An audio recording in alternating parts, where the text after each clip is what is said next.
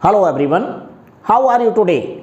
Welcome back to my class Sukhdev Patsaria Chemistry Classes Gwalior for G, NEET and Board Exam Preparation. Today we are going to discuss on lecture number 1, chapter number 1, class 11th, and the topic is some basic concept of chemistry. In this lecture, we will discuss about previous year questions of this topic. This lecture is very important for those students who are preparing for G, Mains or NEET with 12th class. So let's start without delay. What kindly request to you, please like, share and subscribe my channel. तो दोबारा से मैं आपको एक बार और introduce करा दूं इस टॉपिक से कि ये क्लास 11th का चैप्टर नंबर 1 है। इसका नाम है some basic concept of chemistry और इस टॉपिक के मैं प्रीवियस ईयर के जी मेंस के क्वेश्चंस सॉल्व कराने वाला हूं। आज ये लेक्चर नंबर 1 है और इस सीरीज का नाम है get 100 percentile from 100 previous year question of JEE mains, यानी हर टॉपिक से आपको 100 सिलेक्टेड क्वेश्चन कराने वाला हूं प्रीवियस ईयर के पेपर से। और इस सिलेक्टेड क्वेश्चन इसलिए कह रहा हूं कि इसे पढ़ने के बाद आपका कोई भी कॉन्सेप्ट उस टॉपिक का बचेगा ही नहीं, यानी आप हर क्वेश्चन को सॉल्व करके आने वाले 2023 के पेपर को आसानी से सॉल्व कर पाएंगे। तो चलिए स्टार्ट करते हैं आज की इस सीरीज का क्वेश्चन नंबर 1। सबसे पहले आपको बता दूं, जो क्वेश्चन ये लिखा हुआ है 2 लाइन में, ये इंटीजर टाइप क्वेश्चन है। इसमें ऑब्जेक्टिव पैटर्न नहीं है और इसका आंसर आपको फिल करना होता है, यानी आपको आंसर लिखना होगा। जो भी इसका आंसर आएगा इसमें आपको ऑब्जेक्टिव दिखाई नहीं देंगे। ये मैं उन बच्चों के लिए बता रहा हूं जो अभी 11th क्लास में आए हुए हैं या 12th में अभी आए हुए हैं, उन्होंने जी मेंस नहीं दिया है, तो उन्हें ये नॉलेज होना चाहिए। तो चलो इस क्वेश्चन का आपको पढ़ के बताता हूं, इस क्वेश्चन को कैसे सॉल्व करना है और ये क्वेश्चन किस टॉपिक से है। यानी ये चैप्टर है सम बेसिक कॉन्सेप्ट, इसके अंदर कौन से टॉपिक से, ये किस हेडिंग से क्वेश्चन निकाला गया है और हमें इसके लिए क्या करना चाहिए। ठीक है, तो देखते हैं जरा। When 35 milliliter of 0.15 m lead nitrate solution is mixed with 20 ml of 0.12 m chromic sulfate solution ... into 10 to the power -5 moles of lead sulfate precipitate out। और नीचे लिखा हुआ है जी मेंस 2021, यानी 21 का क्वेश्चन मैं पहले करा रहा हूं क्योंकि ये प्रीवियस ईयर में आ चुका है और अपन आगे ऐसे पीछे की तरफ चलेंगे। 22 के भी आपको सारे क्वेश्चन मैं कराऊंगा। थोड़ा सा मैं 21 को पहले ले रहा हूं और 22 के सारे क्वेश्चन को मैं पहले अरेंज कर लूं किस क्रम में है, किस टॉपिक से हैं, तो फिर उसके बाद आपको इसी में मैं सॉल्व करा दूंगा। तो क्वेश्चन पढ़ने में कई बार बच्चे बड़े कंफ्यूज होते हैं क्या करना है इस क्वेश्चन को। तो इसमें पहले समझ लो कि इसमें जो वैल्यू दी गई है 35 मिलीलीटर और 0.15 मोल लेड नाइट्रेट सॉल्यूशन दिया गया है और इस लेड नाइट्रेट सॉल्यूशन को मिक्स किया गया किसके साथ, ये इसकी अमाउंट दिया गया है और इसे मिक्स किया गया क्रोमिक सल्फेट सॉल्यूशन से। उसके बाद लिख रहा है कि इतनी मात्रा, जिसका जो आंसर आपको निकालना है कि कितना मोल लेड सल्फेट प्रेसिपिटेट होगा। एक बार और क्लियर कर दूं कि जब लेड नाइट्रेट सॉल्यूशन को मिक्स किया गया किसके साथ, क्रोमिक सल्फेट सॉल्यूशन के साथ, यानी लेड नाइट्रेट सॉल्यूशन को क्रोमिक सल्फेट सॉल्यूशन के साथ मिक्स करने पर लेड सल्फेट प्रेसिपिटेट होता है। हमें बताना है कितना लेड सल्फेट प्रेसिपिटेट होगा। क्वेश्चन तो बहुत ही सिंपल है, लेकिन हो सकता है स्टूडेंट्स को इसमें कंफ्यूजन लगता हो। मेरे बताने के बाद ये क्वेश्चन आपको सरल नजर आने लगे। ये क्वेश्चन में 3 बातें आपको देखने को मिली। नंबर 1, इसमें मोल कॉन्सेप्ट भी लगेगा। नंबर 2, इसमें लिमिटिंग रिएजेंट भी लगेगा। और नंबर 3, इसमें स्टाइकियोमेट्री भी लगेगी। ये तीनों चीज़ें इसमें लगेंगी। और चौथी चीज़, इनऑर्गेनिक केमिकल रिएक्शन, किसके साथ किसकी रिएक्शन कराने पर क्या बनता है, रेडॉक्स का पार्ट भी इसमें लग गया, यानी आपको रिएक्शन को बैलेंस भी करना पड़ेगा। इतना इंपॉर्टेंट क्वेश्चन है कि इसे करने के बाद बहुत सारे कॉन्सेप्ट आपके एक ही क्वेश्चन से सॉल्व हो जाएंगे। तो इस क्वेश्चन में जब इसकी रिएक्शन, ये आपका दिख रहा है आपको, ये लेड नाइट्रेट है, इसको मिक्स करना है किसके साथ, क्रोमिक सल्फेट के साथ रिएक्शन कराएंगे, लेड सल्फेट प्रेसिपिटेट होगा, उसी ने कह दिया है। तो पहले रिएक्शन करा लेते हैं, उसके बाद उसको बैलेंस करते हैं, उसके बाद आगे की चीज़ को कितना प्रेसिपिटेट होगा इसकी दूसरी ट्रिक बताऊंगा। पहला काम है रिएक्शन को बना लीजिए आप। तो ये होगा आपका, सबसे पहले ले रहा हूं lead nitrate Pb NO3। Lead की बैलेंसी 2 होती है तो इसे लिखेंगे होल ट्वाइस। लेड नाइट्रेट में आपको लेड का ऑक्सीडेशन नंबर पता होना चाहिए। तो लेड नाइट्रेट यहाँ पर ऑक्सीडेशन नंबर 2 है, तो NO3 का ऑक्सीडेशन नंबर -1, तो इसे लिखा जाएगा लेड नाइट्रेट PbNO3 का होल ट्वाइस। फॉर्मूले आपको याद होना चाहिए निश्चित रूप से। अगर आप 11th क्लास के स्टूडेंट हैं तो 9th 10th में ये फॉर्मूले सिखाए जाते हैं। प्लस किसके साथ मिक्स करना है, ये देख लीजिए किसके साथ मिक्स करना है, क्रोमिक सल्फेट। क्रोमिक माने क्रोमियम के 2 आयंस की बात को दिमाग में रखिए, एक क्रोमस आयन और दूसरा क्रोमिक आयन। क्रोमिक आयन की बैलेंसी ऑक्सीडेशन नंबर होता है +3 और क्रोमस का होता है +2। इसकी और भी बैलेंसी और ऑक्सीडेशन नंबर होंगे। तो यहां पर मैं देखिए इसको लिखूंगा ऐसे, Cr2SO4 का होल थ्राइस। ये है हमारा क्रोमिक सल्फेट। एरो लगाएंगे, रिएक्शन कराएंगे, तो चूंकि आयनिक रिएक्शन है तो पॉजिटिव निगेटिव को आपस में जोड़ देंगे, तो लेड सल्फेट से जुड़ जाएगा। तो ये हो जाएगा हमारा PbSO4 और एक क्रोमियम नाइट्रेट से जुड़ जाएगा, तो ये हो जाएगा CrNO3। Cr का कितना है +3, तो NO3 chromic nitrate whole thrice, ये रिएक्शन बनेगी। ये रिएक्शन मैंने नहीं बनाई है, आपने सोचा इसको याद करके जाना है, याद नहीं करना। उसने खुद ही बोला है लेड नाइट्रेट को क्रोमिक सल्फेट के साथ मिक्स करेंगे तो लेड सल्फेट प्रेसिपिटेट होता है, और प्रेसिपिटेट को हम इस तरीके से नीचे की तरफ एरो लगाते हैं। तो बची हुई चीज़ हमने जब लेड को सल्फेट से जोड़ दिया तो क्रोमियम को नाइट्रेट से जोड़ दीजिए, पॉजिटिव निगेटिव में, बड़ा सरल है। अब इसमें ये रिएक्शन जैसे ही आपने ये बना ली, CrNO3 का होल थ्राइस, नाइट्रेट है इसलिए होल थ्राइस लिखा है। यहाँ पर Pb का ऑक्सीडेशन नंबर +2 है इसलिए यहाँ पर होल ट्वाइस किया है।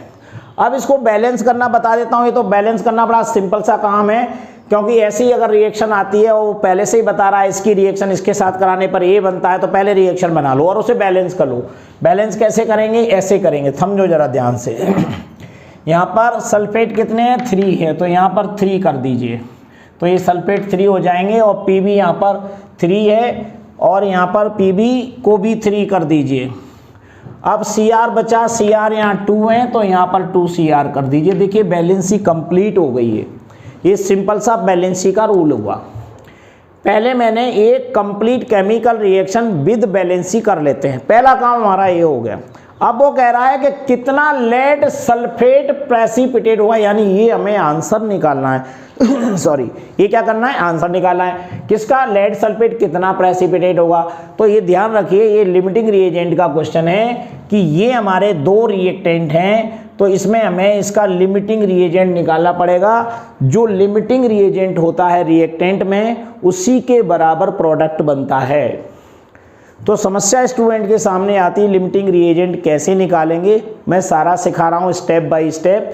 तो पहला ये काम करें कि इन सब के मोल्स निकाल लें, रिएक्टेंट के, इसके भी मोल्स और इसके भी मोल्स, और मोल्स निकालने के बाद फिर मैं तुम्हें लिमिटिंग रिएजेंट निकालना सिखाऊंगा, क्योंकि जितने मोल्स इसके बनेंगे यहाँ पर जो लिमिटिंग रिएजेंट में होगा, उतना ही हमारा प्रोडक्ट प्रेसिपिटेट होगा, तो आंसर आसानी से निकल आएगा।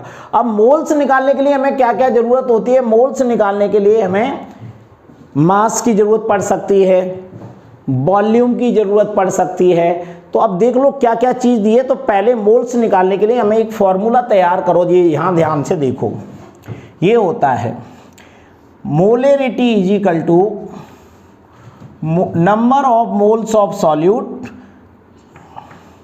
Number of moles of solute upon volume of solution in litre. ये हमारा मोलेरिटी का फॉर्मूला। तो इससे हम मोल्स निकाल सकते हैं, क्योंकि एम इसमें दिया हुआ है न्यूमेरिकल में और वॉल्यूम भी दिया गया है, तो मोल्स निकाल सकते हैं हम किसी का भी। तो ध्यान रखिए, यहाँ पर ये दिया है मिलीलीटर में वॉल्यूम दिया है और एम दिया है, यानी मोलर सॉल्यूशन है, यानी एम दिया गया है। तो अगर मुझे मोल्स निकालना है, मोल्स निकालना है तो क्या हो जाएगा, ये एम इंटू वॉल्यूम, और वॉल्यूम इसमें मैंने लीटर लिखा है लेकिन उसने मिलीलीटर में दिया हुआ है। तो अगर आपको लीटर में अगर ये दिया हो तो मोल्स निकल आएगा, और अगर यहाँ पर मिलीलीटर में दिया हो तो ये मिली मोल्स निकल आएगा। मिली मोल को बाद में मोल में कन्वर्ट कर लेंगे, क्योंकि फाइनली हमें जो आंसर दिया है ना, देखिए वो मोल्स में निकालना है।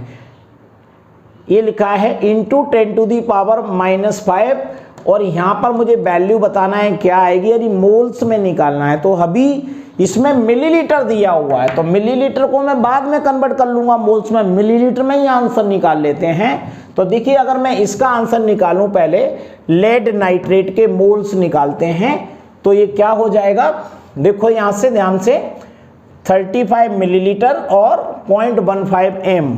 तो यहाँ पर मैं लिख दूंगा 0.15 एम इंटू कितना है, 35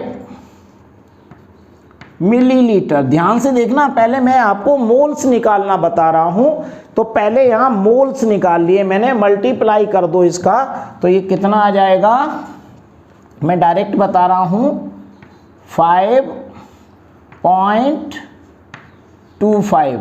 थोड़ा सा चेक कर लेना आप लोग। और ये क्या आ गया, ये मोल नहीं, ये क्या है, मिली मोल निकल आया आपका, मिली मोल 5.25, ये मिली मोल निकल आया आपका। मैंने मोल्स के रूप में लिखा ना, moles is equal to M into volume in litre, लेकिन यहाँ पर मैंने क्या लिया, ये एम तो यही वाला है, लेकिन वॉल्यूम को मैंने मिलीलीटर में लिया है, तो आंसर मिली मोल में आ गया। तो ये मैंने मिली मोल निकाल लिए। ओके, एक काम हो गया, ये मिली मोल निकाल लिया आपने, किसके, इसके मिली मोल आ गए। ओके, तो यहाँ पर मैं लिख देता हूँ 5.25 मिली मोल। देखिए कितना सुंदर क्वेश्चन है ये, आपको बड़े आसानी से निकालेंगे। ये आपको मिली मोल निकाली। अब इसके मिली मोल निकालना है, तो ये वैल्यू देख लो दूसरी कितना है, इसी में नीचे इसी वाले पार्ट में इजिकल टू, अब मैं किसका निकाल रहा हूँ मिली मोल, इसका क्रोमिक सल्फेट का। तो यहाँ पर मुझे मल्टीप्लाई करना पड़ेगा 20 इंटू 0.12, तो 0.12 पहले ले लेता हूँ, 0.12 इंटू 20, ये देखिए तो ये कितना आ जाएगा 2.40, ये आपका मिलीमोल इसके आ गए, मिलीमोल। देखिए इतनी चीज़ मैंने आपको एक्स्ट्रा में बता रहा हूं कि पहले आप मिलीमोल निकाल लीजिए। तो इसके मिलीमोल कितने आ गए 2.40 मिलीमोल। इससे कंफ्यूज मत होना कि मिलीमोल या मोल, आप कुछ भी निकाल सकते हैं। मोल में चूंकि आंसर देना है तो बाद में कन्वर्ट करने में ठीक रहेगा, इसलिए अभी मैं आपको कंफ्यूज नहीं कर रहा हूं। अब आपने ये मिलीमोल तो यहाँ निकाल लिए, लेकिन ध्यान रखिएगा कि इसको अपन को लिमिटिंग रिएजेंट में कन्वर्ट करना है। लिमिटिंग रिएजेंट का रियल मतलब ये होता है, थोड़ा सा समझने की कोशिश करें कि यदि मैं इसमें ये हमारे पास 10 ग्राम है और ये हमारे पास 20 ग्राम है, तो 10 ग्राम इस 20 ग्राम के 10 ग्राम से ही रिएक्शन करेगा और वो रिएक्शन में कंप्लीटली कंज्यूम हो जाएगा। तो जो रिएक्शन में जो रिएक्टेंट कंप्लीटली कंज्यूम हो जाए उसी को हम लिमिटिंग रिएजेंट बोलते हैं। तो हमें इसमें ऐसे पता नहीं लगता, इसका एक रूल है। जैसे आपने मोल या मिलीमोल निकाल लिए तो नंबर ऑफ मोल्स को स्टाइकियोमेट्रिक कॉफिशिएंट से डिवाइड कर देते हैं। ये स्टाइकियोमेट्रिक कॉफिशिएंट क्या होता है, वो ये होता है जो बैलेंसी में ये संख्या लिखी रहती है, स्टार्टिंग में 3, इसमें कुछ नहीं है तो 1, उस संख्या से डिवाइड जैसे ही करोगे वो लिमिटिंग रिएजेंट आ जाएगा। जो कम मात्रा में होगा वही हमारा लिमिटिंग रिएजेंट होगा। तो देखिए मैं यहाँ पर क्या करूँगा, लिमिटिंग रिएजेंट निकालना है मुझे, तो मैं यहाँ पर करूँगा x = 5.25 यानी number of moles of lead nitrate upon, ऐसे कर देता हूं, अपॉन कितना आएगा 3। तो हमारा जो आंसर आएगा ये आएगा 1.7 के आसपास, ये आ रहा है आंसर। ये हमारा निकल आया x। और दूसरा इसका ऐसे ही करेंगे, x इसका निकालना है तो x = हो जाएगा, ये मोल्स होंगे 2.40 अपॉन, नीचे कुछ भी नहीं है तो 1 है, ये 1 मोल है, तो आंसर कितना आएगा, यही आएगा ना 2.40। बताइए कौन सा ज़्यादा है, कौन सा कम है, 1.7 या 2.40? तो आप ऑब्वियसली बोलोगे कि ये 1.7 कम है। तो यहाँ पर जो ये है वो लिमिटिंग रिएजेंट है। तो यहाँ पर मैं लिखूँगा 1 लेड नाइट्रेट NO3 का होल ट्वाइस = लिमिटिंग रिएजेंट। पहले आपको मैंने ये चीज़ सिखा रहा हूँ। ये सवाल इतने आसान होते हैं लेकिन कठिन आप क्यों कहते हैं? कठिन इसलिए कहना पड़ता है कि 1 से 1.5 मिनट में पेपर में समझना भी है और निकालना भी है। अगर आपने इस टाइप का सवाल करके घर पे नहीं गए हो और पेपर में अचानक आ जाता है तो आप क्वेश्चन को समझ नहीं पाते हैं, इसलिए वो टफ हो जाता। तो आपका काम क्या है इसके लिए, अगर आप ध्यान से मेरी बात को सुन रहे हैं कि हमें ज़्यादा से ज़्यादा प्रीवियस ईयर के क्वेश्चंस को सॉल्व करना चाहिए, तो हमें हर पैटर्न उसके आधार पे आता है तो हम क्वेश्चन को आसानी से पहचान पाएंगे और आप उस क्वेश्चन को क्रैक कर पाएंगे। तो ये यहाँ पर लिमिटिंग रिएजेंट है। तो अब आपको समझ लो, ये केवल इतना काम मैंने इसलिए किया था कि आपको लिमिटिंग रिएजेंट का पता लगाना है। उसके बाद हम मोल पर आ जाते हैं वापस।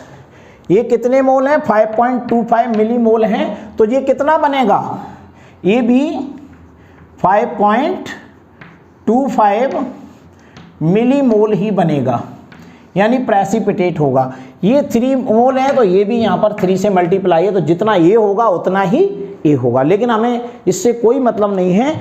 लिमिटिंग रिएजेंट निकालने के बाद हमें 1 मोल में ही आंसर निकालना होता है। तो अगर इसका 1 मोल होगा और अगर इसका 1 मोल होगा तो ये कितना होगा, 5.25 मिलीमोल। जबकि लेड सल्फेट निकालना बहुत टफ है, कैसे निकालोगे, पता ही नहीं लगेगा। तो बड़ा सिंपल हो गया ना, आपका जितना आंसर इसका आएगा उतना ही आंसर इसका आएगा। तो ये लेड सल्फेट का इतना प्रेसिपिटेट हुआ, लेकिन वो आंसर कह रहा है मोल में, जबकि मैंने निकाला क्या है, इसे मिलीमोल है। तो क्या करेंगे अपन, अब इसको मोल में कन्वर्ट कर लेते हैं।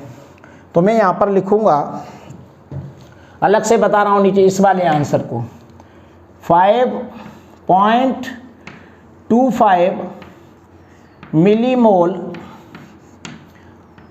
अपॉन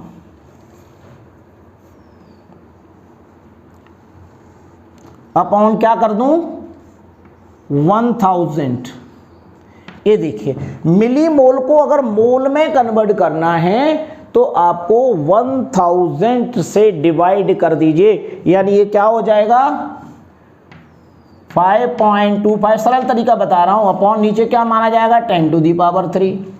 इस 10⁻3 को ऊपर ले जाओ तो ये क्या हो जाएगा 5.25 इंटू 10⁻⁻3। उसके बाद में हमारा आंसर तो 10⁻⁻5 में है, तो इसको साइंटिफिक नोटेशन को, इस डेसिमल पॉइंट को यहाँ से यहाँ ले जाओगे तो क्या हो जाएगा 525 इंटू 10⁻⁻5 मोल, ये आ गया आंसर।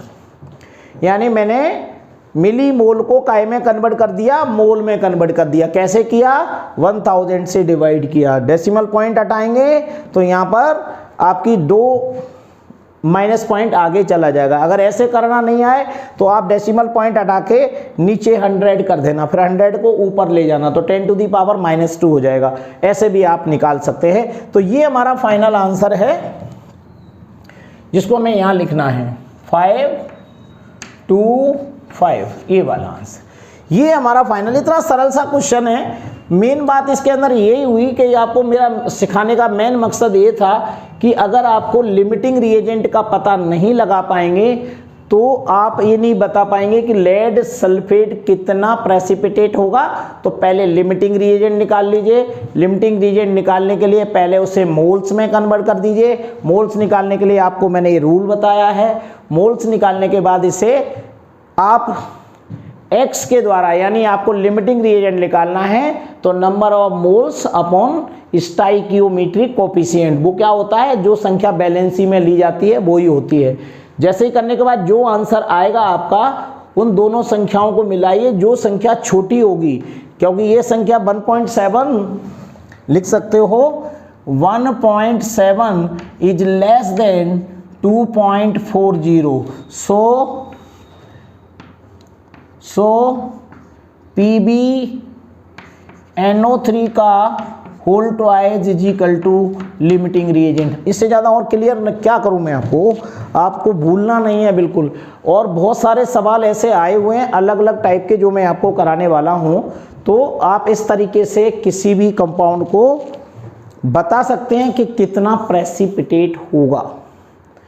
दोबारा से फिर ध्यान दिला रहा हूं, सबसे पहले मोल्स में कन्वर्ट करिए, सबसे पहले रिएक्शन लिखिए, फिर उसको बैलेंस कीजिए, फिर उसके मोल्स निकालिए, उसके बाद लिमिटिंग रिएजेंट का पता लगाइए। जितनी संख्या उसमें आएगी, जितने मोल्स लिमिटिंग रिएजेंट के होंगे, उतना ही वो कंपाउंड प्रेसिपिटेट होगा या लिबरेट होगा, जैसा भी दिया हो इसमें प्रेसिपिटेशन में बोला है। तो चलिए इस टाइप का क्वेश्चन हमारा कंटिन्यू रहेगा। कंप्लीट 100 क्वेश्चंस अभी 1 है, हर टॉपिक के 100 क्वेश्चन आपको कराने वाला हूं आपके इसी प्लेटफॉर्म पर, हर रोज 8 बजे, हर रोज रात 8 बजे, कोई गैप नहीं, हर रोज आपको सीखना है। तो आज आप लिमिटिंग रिएजेंट भी सीखे, रिएक्शन बैलेंस करना सीखे, स्टाइकियोमेट्रिक कोएफिशिएंट को समझ गए और आपको मोल्स निकालना भी आ गया। बहुत सारी चीजें इसके अंदर सीखे हो। So thank you very much for watching.